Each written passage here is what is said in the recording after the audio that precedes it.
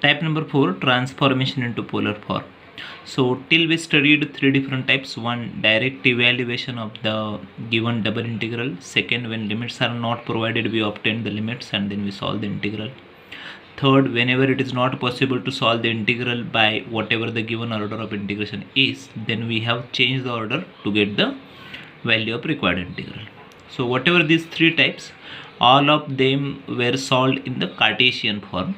But many times it is not possible to solve the integral, or it is very difficult to solve the integral in Cartesian form. Whereas whenever it is converted into polar form, solving integral is very simple. So understand, when the integral is converted into polar form, one, whenever Cartesian integral cannot be solved. Second, the integrand should contain x square plus y square. And third, area of integration corresponds to circle or ellipse. Again, all the three conditions may or may not be satisfied. Maybe one or other condition may be satisfied. So as we know the relation between Cartesian and polar coordinates, x and y are the Cartesian coordinates and r and theta are the polar coordinates. The relation between them is x equal to r cos theta, y equal to r sin theta, r square equal to x square plus y square, whereas dx dy equal to r dr d theta.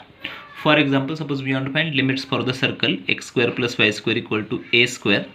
So the polar equation of circle is x square plus y square equal to r square. So r square equal to a square, that is r equal to a. Circle having center at origin and radius a. Circle is drawn here. So you might have understood the r is a. Therefore limits of r are from 0 to a. So upper limit of r is obtained from the polar equation of a given curve.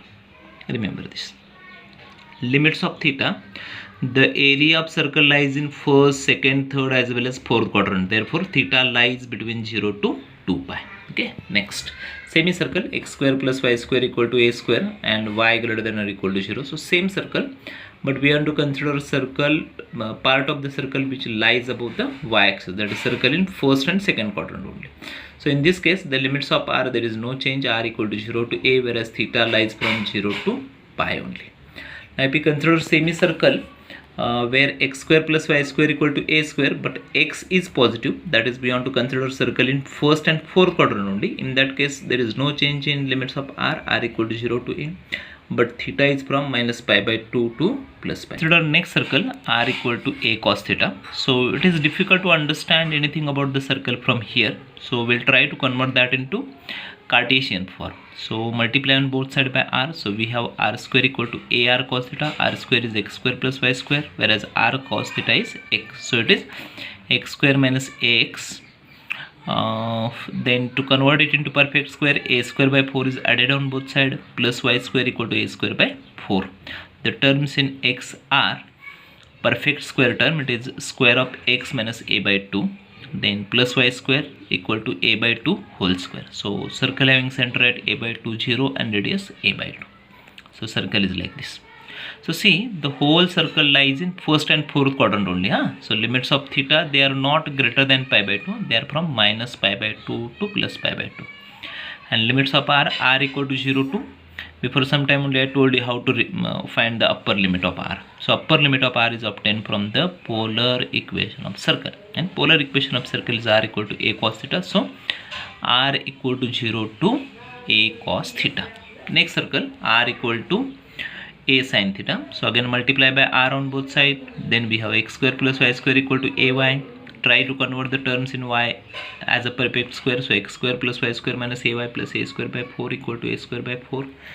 That is x square plus y minus a by 2 whole square equal to a by 2 whole square. Circle having center at 0 a by 2 and radius is a by 2. So center of circle is on y-axis, and therefore circle lies in first and second quadrant only.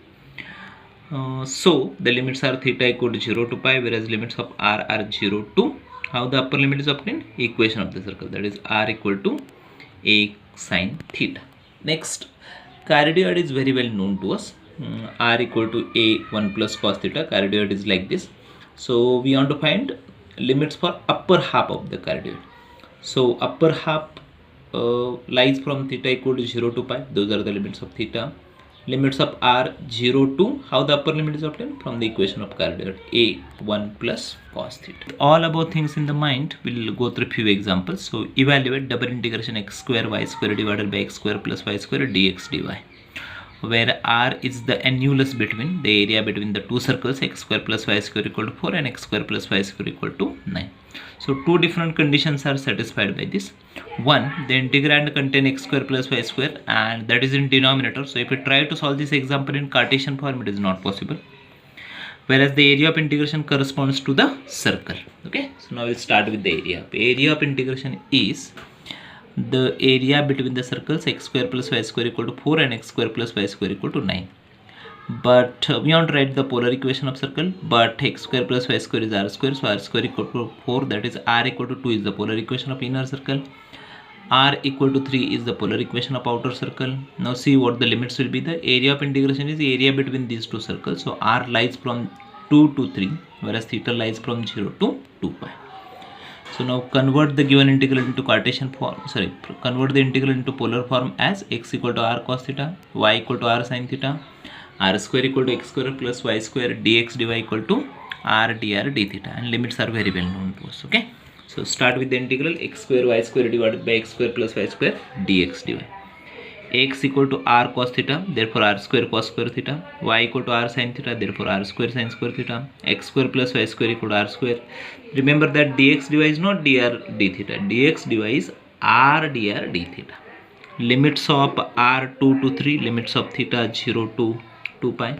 Now understand a very important step which we are using here. One, see both the limits of r as well as limits of theta, both are constant, r equal to 2 to 3 and theta equal to 0 to 2 pi. This is the first condition. Second condition, it is possible to separate the terms in r and theta, they are not together. Okay, so r square cancel, then we have r cube dr, this is the only term in r, and sin square theta, cos square theta, d theta are the only terms in theta. So since limits are constant, both the conditions are satisfied.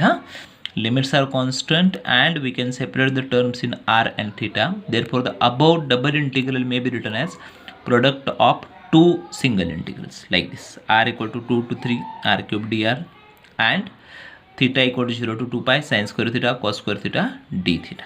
So the integration of r cube is r raised to 4 by 4, then limits are substituted, then using the reduction formula it is solved. So